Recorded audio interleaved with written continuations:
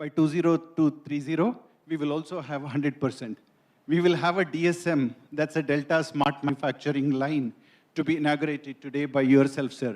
It would be a real great privilege for us. You would like to? It's okay, sure. So please, yeah. Thank you, Mr. Nayak. With great honor, we now invite இது பற்றி மேலும் விவரங்களை வழங்குவதற்காக செய்தியாளர் விஜய பிரபாகரன் இணைகிறார். விஜய பிரபாகரன் விவரங்கள்.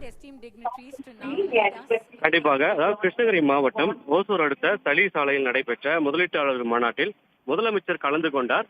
தொடர்ந்து பாகலூர் சாலையில் உள்ள எல்காட் நிறுவனத்தில் 1500 கோடி ரூபாய் மதிப்பில் புதிய ஐடி தொழில் பூங்காவிற்கான அடிக்கல் நாட்டு விழாவிலும் தமிழக முதல்வர் கலந்து கொண்டு நிகழ்ச்சிகளை துவக்கி வைத்தார். இதனைத் தொடர்ந்து கிருஷ்ணகிரி அடுத்த குருபரப்பள்ளி சிப்காட் வளாகத்தில் உள்ள டெல்டா எனும் எலக்ட்ரானிக்ஸ் கம்பெனியில் 450 கோடி ரூபாய் மதிப்பில் புதிய உற்பத்தி ஆலை அடிக்கல் நாட்டுதல் மற்றும் ரூபாய் 17 கோடி மதிப்பீட்டில் புதிய டெல்டா ஸ்மார்ட் உற்பத்தி பிரிவு திறப்பு விழா மற்றும் 6 பேருக்கு பணி நியமன ஆணை வழங்கும் நிகழ்ச்சியில் தற்போது தமிழக முதல்வர் அவர்கள் கலந்து கொண்டு இந்த நிகழ்ச்சியில் அடிக்கல் நாட்டி வைத்துள்ளார். இதையடுத்து தமிழக முதல்வர் அவர்கள் டெல்டா எலக்ட்ரானிக்ஸ் நிறுவனத்தில் சிறப்புரையாற்றுகிறார். இந்த நிகழ்ச்சியில் தொழில்துறை அமைச்சர் TR ராஜா, உணவுப் பொருள் வழங்கல் துறை அமைச்சர் திரு சக்கரபாணி உள்ளிட்ட ஏராளமானோர் கலந்து கொண்டுள்ளனர். தற்போது அந்த நிகழ்ச்சியானது நடைபெற்று வருகிறது.